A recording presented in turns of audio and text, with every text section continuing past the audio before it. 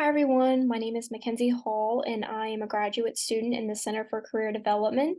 Today we're going to be going over creating a finance resume. Particularly in this video, we will be covering formatting and how to get started. In the last video, we went over formatting and guidelines for a resume in general and how to get started if you haven't maybe touched your resume since freshman year. Now I want to go over specific bullet points and formatting guidelines for them, as well as how to tailor them to maybe finance specifically for you all. As a general rule of thumb, you typically want 2 to 4 bullet points per position. So under work experience, maybe internship experience, leadership and engagement experience. Each position that you hold within there, you want 2 to 4 of those beneath each one of them. You want your bullet statements to mainly stay on one line, but sometimes they may run into 2 lines if you have a little bit more content or specific details that you wanted to add within them. You also are going to start each and every bullet point with an action verb. It's also important that these action verbs are in the correct tense.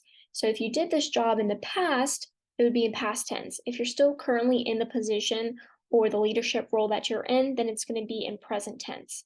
You want these bullet point statements to be very concise, detailed, and quantifiable, and add as much detail as you possibly can to them, because what you're going to do is create a very detailed picture and an idea of what you did in your job, because only you really know what you did on the job. So painting that picture inside an employer hiring manager's head is extremely important. In order to make these bullet points effective, you really need to provide contextual details on the scope of your work and responsibilities. In other words, you want to paint a picture inside the employer or hiring manager's head of what specifically you did in your position. You also want to include measurable outcomes and results, and that can be quantified with dollar amounts, percentages. Any numbers of that sort will help enhance that bullet point and give us a better idea of not only what you did, but how well you did it. You also want to highlight your unique experiences. If you're very vague and broad in your bullet point statements, they may look similar to others, and therefore it's not unique to you. What you're looking at now and what you mostly saw in the finance template that we had shared with you guys are called level 2 bullet point statements. Now, these aren't bad bullet statements, they're just missing a little bit more substance to them, so that quantifiable measure or maybe being a little bit more specific. So, examples of these would be supervise and guided team members during shifts to ensure smooth operations. These are kind of things we can guess that you did in your job, but we need to know how well you did them. And you can also see that that's starting out with our action verb and it's in past tense. Delegated tasks clearly and efficiently, considering team member strengths, abilities, and workload. Once again, it's not a bad bullet statement, but it's just not giving us the substance and the details that we need to get an idea of what you truly did in your job. And enforce safety protocols to guarantee a safe work environment for both team members and customers. Now, what we did is we took these exact bullet point statements, and what we did is we turned them into level 3 bullet point statements.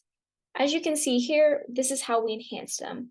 Oversaw 8 employees perform responsibilities and tasks to ensure operational efficiency.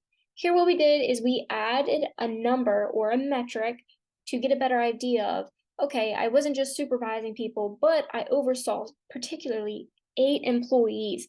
And this just shows a little bit of a better idea of what you specifically did within your job and how well you did it. Delegated tasks promptly and track completion, maintaining a 95% task completion rate within designated timeframes. Once again, that 95% really just sells us and tells us how well you did what you did. Maintained 100% compliance with safety protocols and regulations, contributing to incident-free shifts. See, this is a lot better than the previous bullet point statement because not only are you tying a metric to it, but it's better than just saying, I ensured rules and regulations and whatnot. We're using better words such as safety protocols and regulations, as well as 100% compliance. And this is how you can just elevate those bullet point statements, is adding metrics, adding a little bit more details, and being very careful with your word choices. Reading job descriptions and pulling out keywords can be a good idea to get through the initial AI screening, as well as helping you tailor content to align with the job that you're applying for. Here you can see I pulled a random job description and highlighted some important words and traits and skills that the organization's looking for, such as collaboration. These bullet points were derived from the previous job description and provide detailed and quantifiable insights into achievements and responsibilities that you had on the job.